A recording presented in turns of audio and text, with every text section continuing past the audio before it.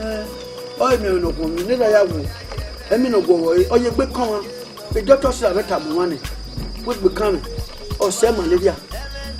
Tesi la ori opane. Ya te weni we yobo no wa. Ni aru debe no wa ya ma wa na. Ni good do wa go we you. But ni mo ema. Tika, njale. Truthfully, on my HIV. What did you do with HIV? You still did do. Hey, get friend, you know the boy. My way to work okay. Hey! My Wamado report to Mamma.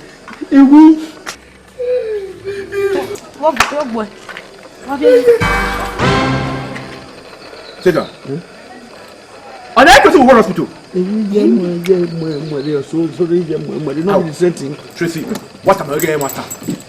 Tracy, HIV. God forbid. HIV, what can I HIV? Tracy, HIV, not beyond the way. What's that? What? I'm joke here. HIV, what can I HIV? What will you mean? Tracy, I can't believe me. I think I come over now. Yeah, what can I HIV? I think I'm what? I said, and you want to go back and say. Don't want to take away HIV. What can I have? What about the guy? HIV? What can I do? What woman? Many now, woman, Tracy. I don't know. I don't know. Yeah, and now, okay, my wife. Remember, what? Only Sunday, I'm here. Who did me? Where Mamma, where Umala Kay? If I go on, I see. Yeah, and when you go work with Fana, I think I'll be me. Women are going to November. You come over there, or may go, and you know, Ballo. Oh, who may for? But I'm going to come for. I think I'll be me. If you can marry who? Salubua. On a wound in memory. Baba change you na kedio. Because yeah, we said no ma. Yeah, Agbemejo. Or na my head pattern. Where? He was said no man here Agbemejo. What where Egwamina? No me na the chance in no gwala wa no ka bo gwa do. All the local yaro. I do 5 in 1.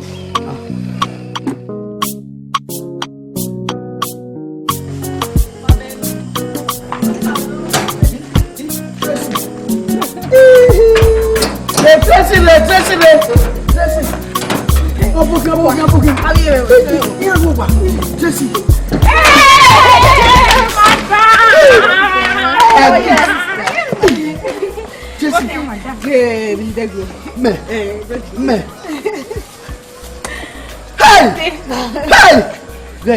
If you know what,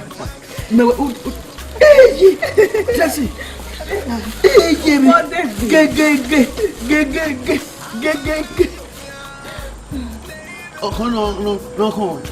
Okay, Yaruma. Okay, Yaruma. A brother called me and go. A brother called me. A brother called me. Okay, even you walk by, yeah, book you have it done. I think the other day. What could it? Ik ga met kind door. Huh? No.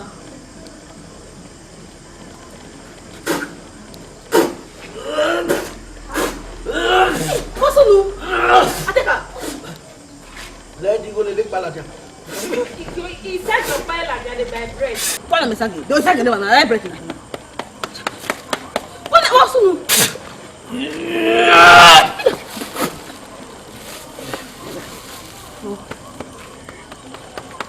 Oya, Tracy ayame da zigo. Me. Tracy ayame da zigo. Tracy ayame da zigo. Ba ide bread. Waga digo kana kwa. E bread vi sagi kere. Wa ko wa sagi. Ah, wo sagi bread vi sagi oge wo ha do amo. Na bread. Tracy. Wa gbe won. Be ni we me we se. Ya ki gbo se. Tracy. Oya me da zigo. Be ki ya wa da zigo ba iye he na woni David gbe. Ibe wo. E ka be na mo ho bread me. Wa han re to aya me da zigo be no wi wo. Tracy.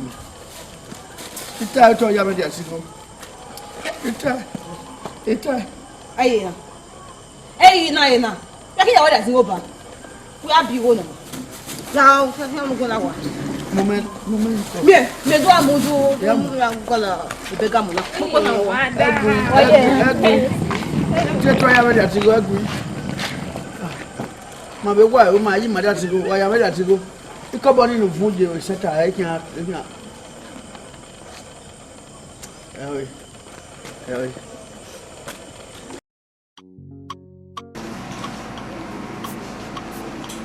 Well, you want to know what we're doing? Oh, why are you? What's in the washing machine? You like it when I out when saturate your mama boy when a machine I out and I use it. The washing machine we want a decoration here we want. No better man why use a washing machine? You're not making that day easy doing. A lack of an eye out more. Well, yeah, you go my with Donia when you carry man. I use the washing machine. On your go my out. A city road, you know. I use a washing machine. Yeah, out more. And I go use a boy out more. I was saying, Dalawana. The Makwela was a funny bama. I bought woman. A baby of the boat.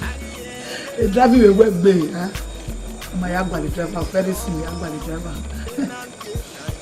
Okay, man, as a penalty with Makai woman.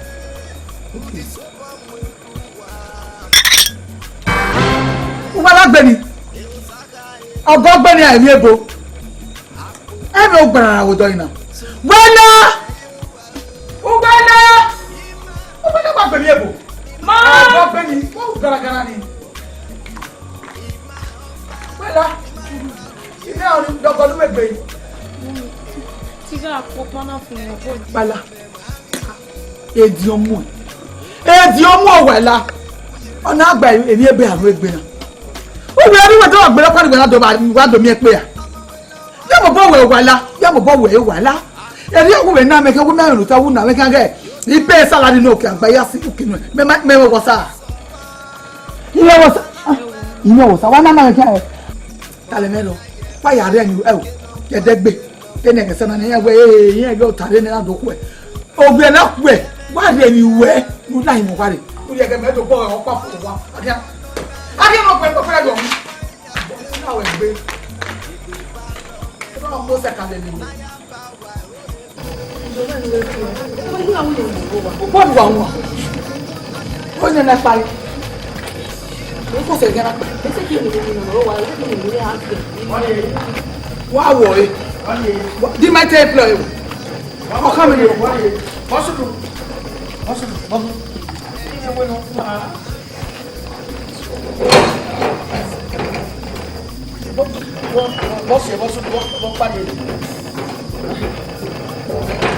Oji bi ma oji we na me ma like e ke egbe akon agbere ma ijo egbe kan egbe o ma mo nyi me ma like gbo we ko na fa se de boy play for wa no mama ulu ni wa ko e won lawo mada na e go gbo egbe kan egbe o ma onyi mo ma gba ona wa ko se en da fana re ma like gbo na ma like gbo na egbe akon agbe ma imo a mo Tracy, you know you were. You have no woman. Tracy, where my guy. Tracy, I will. Yeah, I know. So I prefer you on the one and your party will not go away.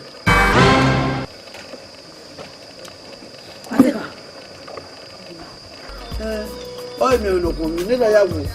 I mean, no go away. Or you quick come. The doctors are better money. What becoming? Or say malaria. Tracy la your panel. Yeah, to when you will go no near room, devil Wayama one. Need good do the way go with you. But you know, you can I know do. Wherever we live, one is there. You are leaving this house right now. Madam, Madam, you go kidnap me for a part. If we not never, you go kidnap Yapa, I will go. Yeah, you. And the mania, but the Ajimania, do killing just me one hour. Ya calculate him. My partner, Mina, him and one hacker. I don't go. Yeah, you do. The executive is my work battle. there. Yeah, but we don't have no one. He said, "Yeah, we need to find out. We have to come away." Look at that. That's what we do for them. But I not fit because your man. No, mother, man, nothing. But not the woman. I want to go.